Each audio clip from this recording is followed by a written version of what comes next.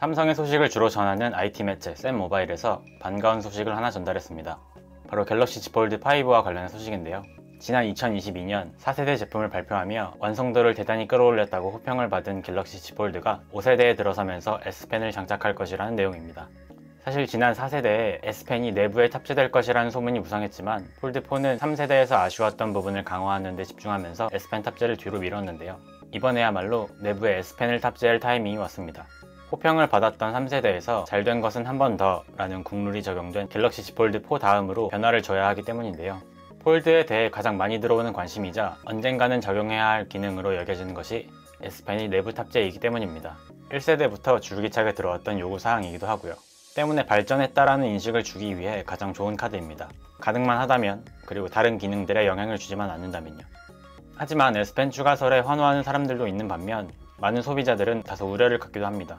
S펜이 탑재된다고 해서 펜을 업무에 유용하게 사용하는 소비자층은 전체의 일부일 것으로 추정되는데, 만약 펜이 추가된다고 하면 당연히 배터리가 들어갈 공간은 물리적으로 줄어들 것이기 때문이죠.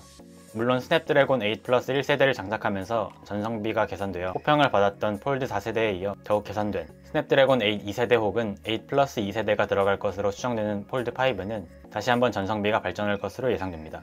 하지만 여전히 배터리가 아쉽다는 분들이 있는 상황에서 배터리 문제가 해결되지 않았는데 억지로 펜을 우겨넣는 건 아니냐 라는 불만도 나오고 있는 상황이고요. 게다가 폴드 5는 펜이 들어가면서 두께와 무게도 늘어날 전망입니다. IT 매체 폰 아레나에서는 S펜이 탑재되면서 두께는 폴드4의 6.3mm에서 6.5mm로, 무게는 263g에서 275g으로 늘어날 것이라고 전했습니다. 두께가 0.2mm 늘어나는 것이 큰 차이냐고 할 수 있지만 문제는 폴드가 폴더블 스마트폰이라는 점이죠. 접힌 상태가 기본형이기 때문에 두께 증가는 2배 가까이로 늘어납니다. 게다가 케이스까지 끼우면 체감되는 차이는 더욱 커지겠죠. 무게 증가 역시 반가운 소식은 아닙니다. 고무줄 바지에 달린 주머니에 넣으면 바지가 언제 내려갈지 모르거든요. 무게와 두께가 늘어나더라도 지난 폴드3 수준이라 익숙하고 폴드가 휴대성에 초점을 맞춘 폰이 아니기 때문에 괜찮다는 의견도 있습니다만, 어디까지나 휴대전화라는 점에서 무게와 두께가 늘어나는 것은 휴대성의 확실한 마이너스 요소가 될 겁니다.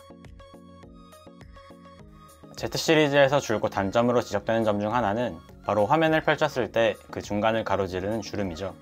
처음 그 주름을 접했을 때 생각보다 거슬리지 않네 라는 느낌을 받지만 막상 사용을 해보면 화면에 빛이 비춰질 때마다 주름이 보이는 것은 부정할 수 없는 사실입니다.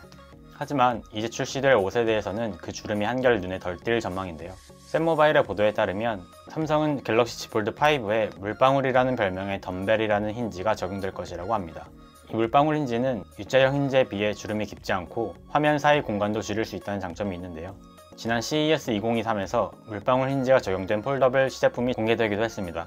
시제품의 모습에 가깝게 폴드5가 구현된다면 두께에 대한 걱정도 한결 덜 수 있을 것 같은데요. 이 물방울 힌지의 단점으로는 방수 방진이 어렵고 부품의 단가도 훨씬 비싼 데다 주름의 깊이가 얕아지는 대신 넓어진다는 것이 있습니다. 쌤모바일에서는 IPX8 등급을 얻어 방수 문제를 해결할 것이지만 방진 문제는 해결되지 않을 수 있다는 보도를 전했는데요. 과연 삼성이 앞선 문제들을 해결하고 덤벨 힌지를 적용할 수 있을 것인지 관심이 모이고 있습니다. 그리고 앞서 말씀드렸던 무게 증가의 이유에는 카메라 업그레이드가 포함됩니다.